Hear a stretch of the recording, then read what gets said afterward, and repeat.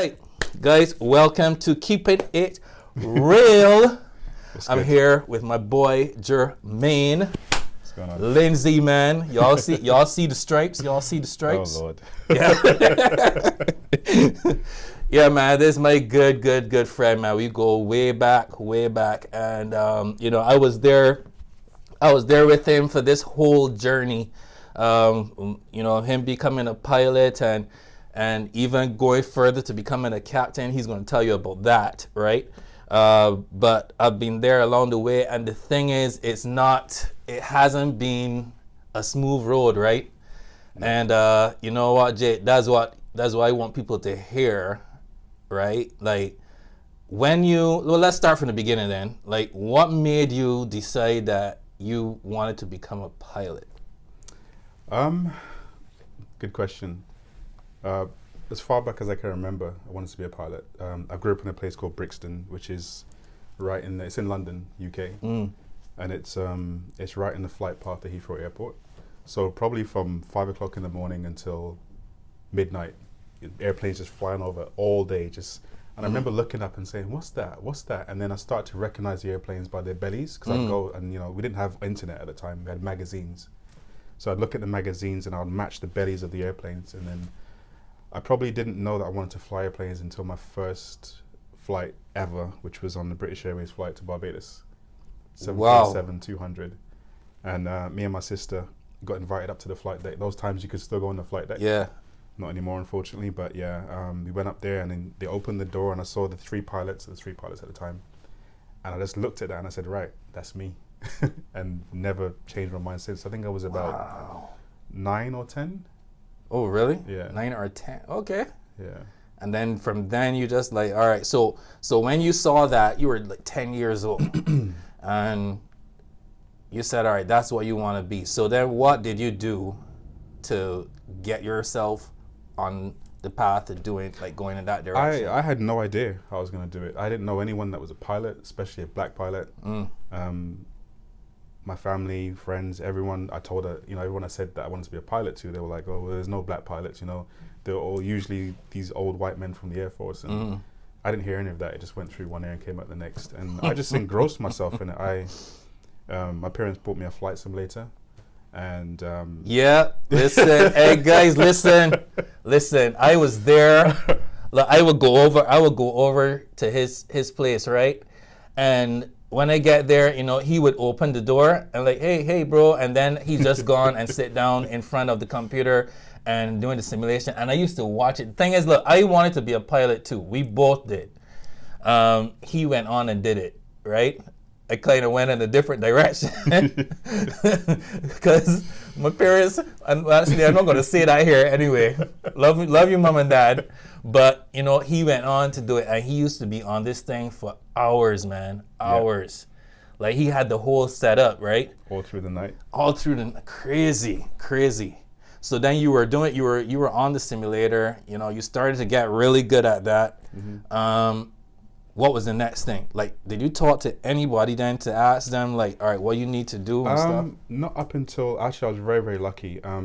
Well, throughout my teenage years in school, I grew up in Barbados, as you know. And I met someone when I was in school. I had no idea I was going to be a pilot. I told my parents I wanted to go flight school. It was expensive. We couldn't afford it at the time. So when I finished flight school and realized that I couldn't go to flight, so when I finished school and realized that I couldn't go to flight school, I was a bit angry.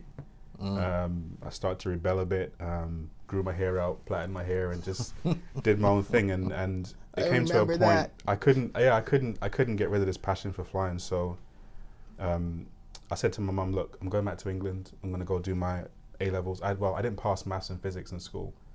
So the only option I had, or what I thought I had, was to go to the RAF, the Royal Air Force. So I said to my mum, right, I'm leaving. I'm going back to England. I'm going to go do my maths and physics. And I'm going to try and join the Air Force. Wow. So I think I was, 21 at the time or something like that? I don't know. Yeah. But I was the oldest guy in college. I was in college with 16 and 17-year-olds. Oh, my gosh. And I was just there to, eventually pass my maths and physics. Started A-level maths and physics, but it was just too much. I couldn't handle it. So I dropped out, and Had no idea what I was going to do. I went back to Barbados. In Barbados, do you remember the light airplane club we used to go to? Right by the side of right by London? the side. Yeah. I was sitting there in some little clacked out airplane that doesn't fly, and I met this guy called Alan. He was the first black pilot I've ever met in my life from the UK, and he was at the club just doing some stuff, and I overheard him talking. I said, "Oh, you're from England?" He's like, "Yeah." I said, "What do you do?" He's like, "Oh, I fly 757s for Thomas Cook." I was like, "Wow." He's like, "What are you doing here?" I'm like, "Well, I want to be a pilot." And he said to me, "Well, why are you here?" I said, "Well, I don't know. I don't know what to do." So he's like, "You know what? Go back to England, get a job, work and save, and we'll work it out." And that guy, I always say this, that guy is the only reason that I'm a pilot today. Wow. That guy took me from nothing to. It was amazing. I just stayed in touch with him. I got a job at British Airways actually. I was a check-in agent. Okay. So I would check in passengers. I loved it. It was brilliant because I used to check in passengers and then go to the gate and watch the airplanes take off. All through at that time, Alan was mentoring me. He was like, Jermaine, do this, do that. I remember I wanted to go to flight. I couldn't afford flight school in the UK. It was too much. So I went to flight school in the US. I used my staff travel to go back and forth. And I had to get a visa to go to the US, but I needed £20,000. Oh my gosh. Of course, I didn't have that. Right. So I'm like, right, here we go again, another stumbling block. And Alan says to me, "What do you need? You need 20,000." I'm like, "Yeah." He's like, "All right, boom." Are you serious? Put it 20,000. Now I'd known Alan probably maybe a year, maybe 2 years. So I don't know. It was a short space of time, right? Wow. And that guy dropped, about £20,000 into my account, so I could get my visa to go to the US to train. Amazing. And yeah, he mentored me through he did my first pilot's license, which is a private pilot's license. Yeah. He did my instrument rating, and at that time he changed jobs, so he flew for Virgin Atlantic. So he would fly from London to LA working, then he'd jump on a plane from Los Angeles to Dallas, where I was, do my flight training. My gosh. Fly back to LA, and then fly back to the UK. And over the course of a year, I got my license done. I mean, I didn't have a lot of money. I used to, between staying with friends and sleeping at the flight school. Yeah. Sleeping at the flight school? Yeah. I'd sleep at the flight school sometimes because I wasn't a regular student. I'd come and go, so everyone was on a schedule. Yeah. So if I had 3 days off, I would fly from the UK to Dallas, which is a 10, 11-hour flight, land the night, go straight to the flight school. I'd sleep. I'd get up at 3 o'clock in the morning, and I'd do all my time building, which is like cross country. So I'd fly 3 hours somewhere, land by 9 o'clock. Land by 6 o'clock. And then 3 hours back. I'd be back in the flight school by 9 o'clock in the morning when the other students came back in. Oh my gosh. And then during the day while they were flying, I would study. And then at night, I'd go do some more flights and then head back off to the UK. And I did that over the course of a year. Oh my gosh. Okay, folks, I did not know all of this, so I'm hearing this for the first time as well. Yeah, I don't really tell everyone that story, but it is crazy. But no, I mean, it's good. People need to hear it. Like, everyone sees the end result of stuff, right? And this is why I wanted to do something like this, because a lot of people see a lot of other successful people, and they see the end result of everything, but they don't know what they've gone through. Like the thing is, like I hope you guys picked up. Like he didn't finish school because he did not like math. It was math and what else? It was A-level maths and physics. A-level maths and physics. He did not like it, so he dropped out of that. But the thing is, he still had his dream and his passion of what he wanted to do. And one key thing that he did, he ended up finding someone that could be a mentor for him, and he continued to work with that guy. And of course, Alan probably saw something big within him, so he wanted to at least, invest in him and work with him even more. And although that happened, he still went through the struggles, man. Not sleeping there at the base and everything too, man. Like I remember even getting the money to go to flight school. Like the banks wouldn't give me a loan to do the flight training, so I would take out. I mean, it wasn't the greatest thing I did, but I'd take out credit cards. I'd take out loans for cars, but never buy a car. I'd take the money and go to flight school, and I did everything I could. There was nothing else I could think about besides flying. So it was like nothing, man. I was like, I'll just do whatever it took. And I did all that over the course of a year. That's peaceful, man. Got my license, which was one of the happiest days of my life. Came back to the UK for a year, and then I got my first job in the Caribbean with Caribbean Star. Caribbean Star. Yes, yes. which was a great place to be. It was amazing. It was a lot of hard work, but first airline job. But that's where the roller coaster starts. So even all right, before we even got there, like you were working at the front desk, right? That was for how long were you doing that? I was a check-in agent. So a check-in agent? Yeah, I did that for 3 years. For 3 years? And while you were there, like you would see a lot of the pilots going, like did you try like talking with them or trying to connect with them or not really? I'd always go like when I was dispatching a flight, I'd always go down and talk to the crew. And I remember there's a little bit of sometimes I feel a bit jealous because the guys that were sitting in the flight, they were younger than I were. Oh. Yeah, they were just like, the uniform barely fit them, off their shoulders. But it motivated me as well, at that time I was still flying, I was still going back and forth between the US and UK, so I was all right. But I just couldn't wait to get to that stage. Wow. And the company, British Airways, they were amazing. They supported my dreams. They helped me out with shifts. They did a lot for me, man. They all believed in my dreams. So guys would swap shifts so I can go to the US, and it was good. Really? It was a good 3 years, man. Yeah. All right, so we're gonna fast forward the space of time that we have because he has to go and he got to go and fly a plane, guys. It's not like he's gonna go and just go and drive away. He's going to catch a plane that he's gonna take somewhere and take a whole bunch of people, right? Like, yeah he gotta go. So when you said no, things started to go downhill then. Even though you got to that point, you got your licensing, you started to fly. What was the little airline? Caribbean Star. Caribbean Star. So you started to fly Caribbean Star. You felt good. Now you're there, but you still have bigger dreams. Yeah. Then what happened? You said things went downhill. So I flew for Caribbean Star. They closed down after 9 months. Okay then. And it was a sad time. It was a really, really good place to be, and everyone was upset. But there's nothing. They tried to save the airline. They couldn't do it. So that airline closed down, and I was left without a job. It was around about the same time there was a recession, I think. So there wasn't many jobs available, and there was one that came up in Africa. And I'm like, right, I'm gone. I'm gonna go. And I remember my mum like, "You're going to Africa?" I'm like, "Yeah." And she was not happy. She was not happy at all. She's like, "Why do you have to go there? It's dangerous." I'm like, "Don't worry, Mum. It'll be fine. It'll be all right." And I'd never been. So anyway, we landed in Africa. It was a total culture shock. I remember landing in Kenya and driving from the airport and, driving along on the road, and there's like a long row of people. And I said to the driver, "Where are they going?" This is like 5 or 6 o'clock in the morning. Oh, wow. And I said, "Where are they going?" They said, "They're looking for work." So what they would do is they would all crowd around the factory door, and then at 7 o'clock the door would open, and the first 1,000 people that got in got a job for the day, and the rest had to go back home. Oh my gosh! So it was a different experience. I flew in Congo and Kenya for a little bit. I did that for 3 months. I didn't like it. It was tough. I was away for 3 months at the time, and so I decided to leave that after 3 months and go back to the Caribbean with Liat. So I flew with Liat for a year, based in Barbados and Antigua, which is great.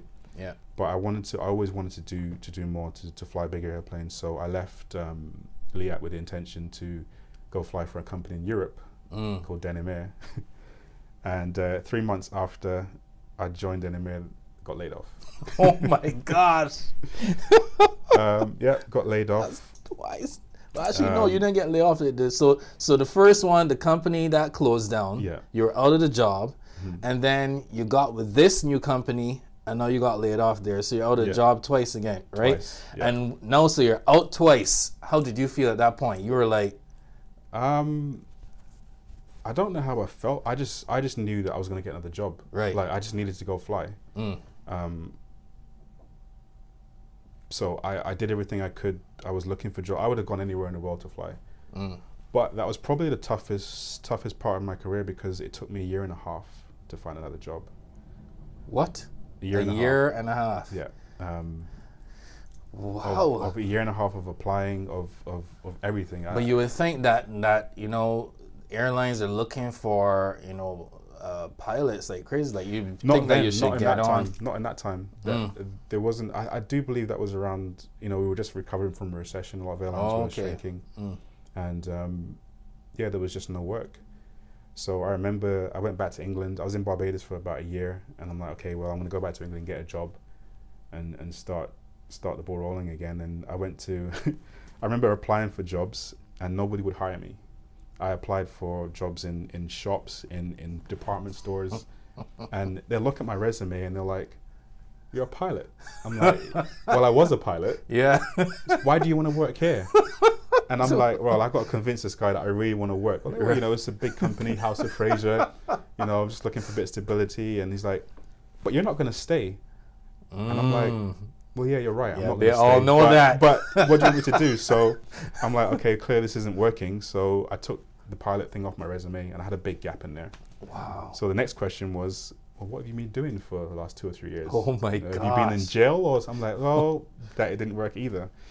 Anyway, I finally got a job in a department store, and I remember feeling completely demoralized. I was trying to sell kettles to people, and people would walk by and they would just look at me in a way or make me feel a way that maybe it was psychological, maybe it was myself, I don't know, but I just remember I said, "There's no way, I can't do this. I've got to go fly." In your head, you're like, these people just don't know. Yeah, they treat me like, you know, they don't know, like I'm worthless, and and it wasn't the job. It was just how they treated me, and you know, the retail industry, they don't treat people very well for the most part, and it just made me think I got to go and get another job. So another job came up in Africa again, and I was like, right, gone. You're gone again. Yeah. So that was my Nigeria stint. Oh yeah. That came with a lot of challenges. Flying in Nigeria itself was okay. It was flying for a company called K.I.R. But it was tough because I had a job. I was flying airplanes, but I wasn't getting paid. Right.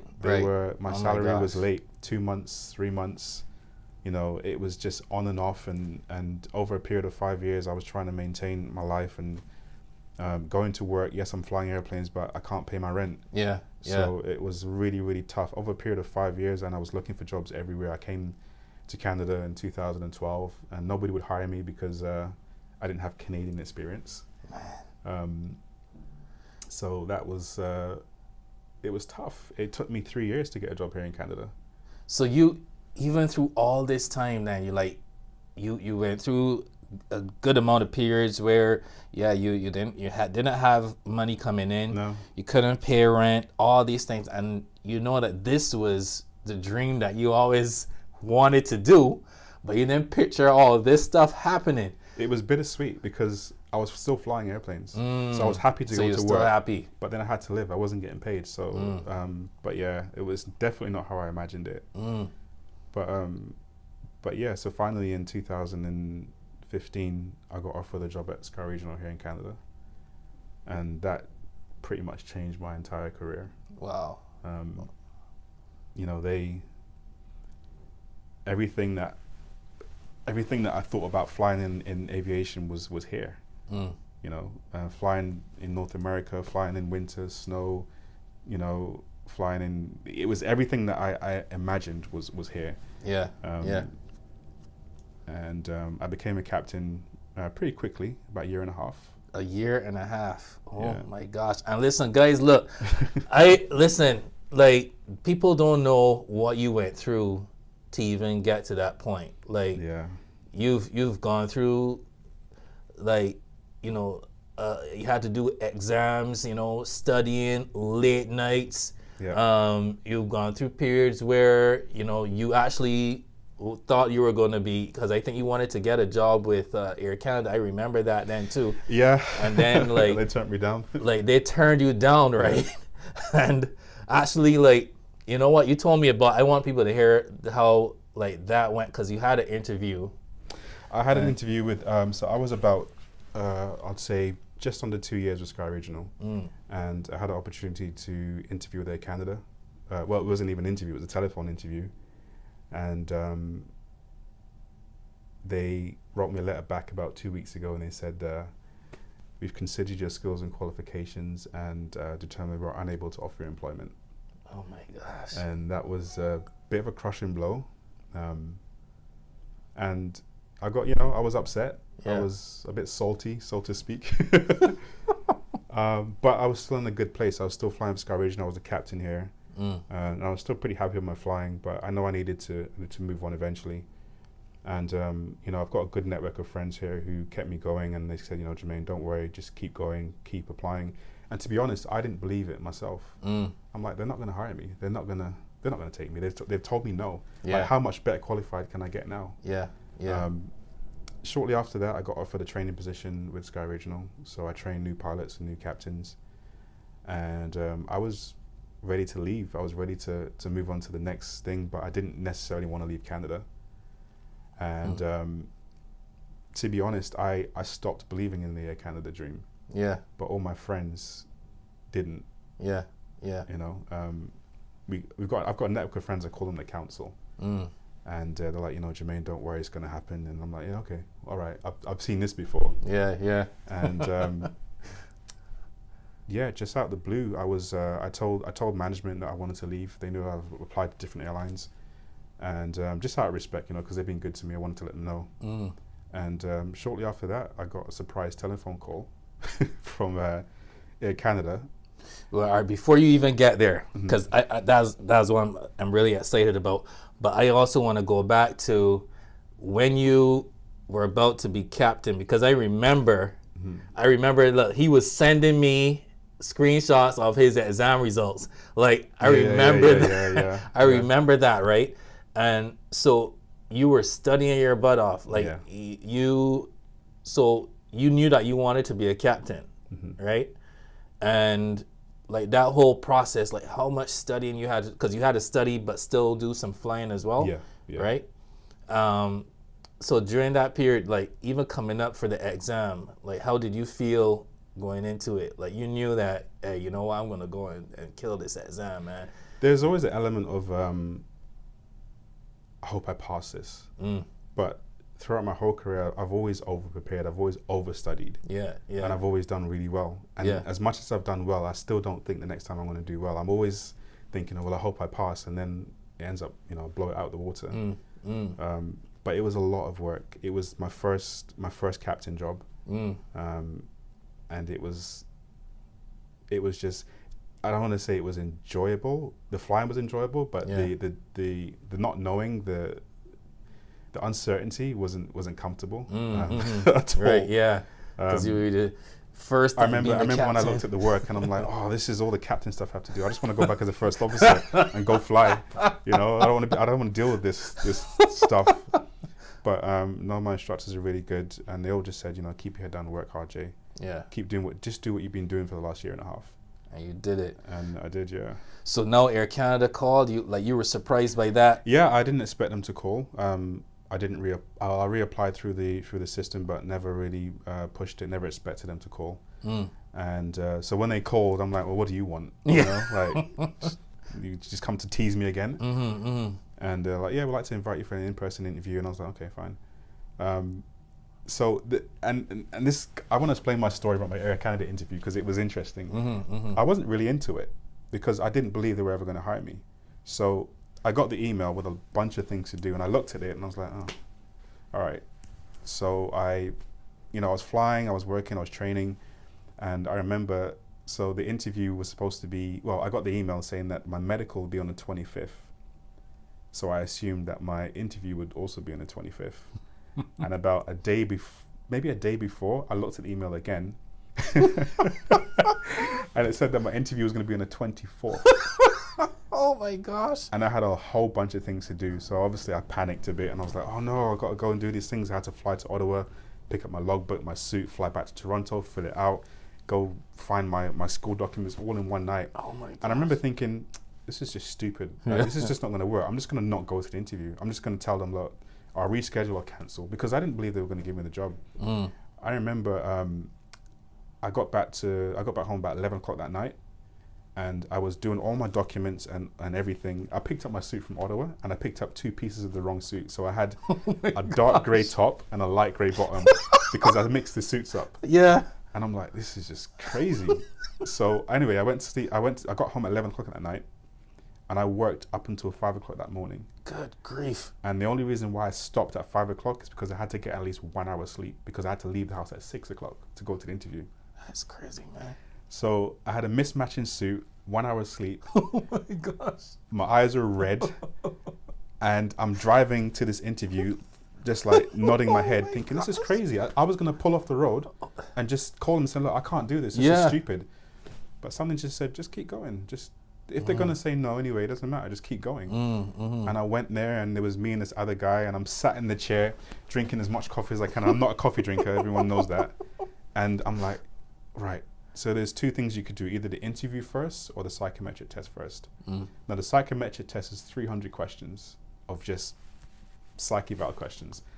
And I got to do my psych eval questions first. And I'm like, please, Lord, don't let me fall asleep during this. And I remember going through it. That took about an hour. And then I sat down for another hour waiting for the interview. It had been about 3 or 4 hours. Good grief, man. So I took my coat off because it was different color, and I had it in my hand, right? So I'm hoping they wouldn't notice. So I went into this interview, and I sat with these two people, and we talked, and it went pretty well, I think. You know, it was a lot more relaxing than I expected it to be, and I remember leaving there feeling, well, there's a chance I can get, if they like me, there's a chance I can get this job. If they don't like me, then that was it. And so I went back to work, and but tell them what was the last question that they asked. So on the site, so this is why this makes the whole thing more interesting. On the psych eval test, there's a scale, and to the left of the scale is strongly disagree, and to the right of the scale is strongly agree. So the very last question on the psych eval said, have you answered this entire questionnaire accurately or honestly? So I wanted to be honest and not put strongly agree that I've answered every single question, but agree. But for some reason that only God knows, I put disagree and submit. Gosh. And when I thought about what I just did, I said, you just told them that you've lied about an entire psychometric test. Like, you've lied about the entire thing. That is amazing, man. And I was like, it's over. It's finished. I laugh about that all the time. I said it's finished. It's done. I'm like, and this is before the interview. This is the online psychometric test. There's two. You have to do. Yeah. So all this was in my head going to the interview. I was like, I'm not going to kill myself on the highway going to the interview that I'm not going to get. And anyway, amazing. Yeah, so about 2 weeks later, I was in Ottawa, just got out of bed, and I saw Air Canada calling. I'm like, oh, what do they want? And like, hey, Mr. Lindsay, congratulations. I'm like, congratulations for what?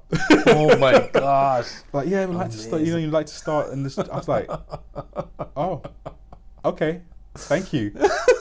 And then I put the phone down, and I was like, what?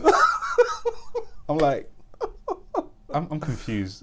I almost wanted to call him back and says, you do know you called Jermaine Lindsay, right? And wow. It was surreal, and it took me a couple of days. It still hasn't been sunk in now. I'm getting ready to do my last couple of flights with Sky Regional. And I can't believe I'm going to Air Canada, mainline. Crazy. You know. My gosh.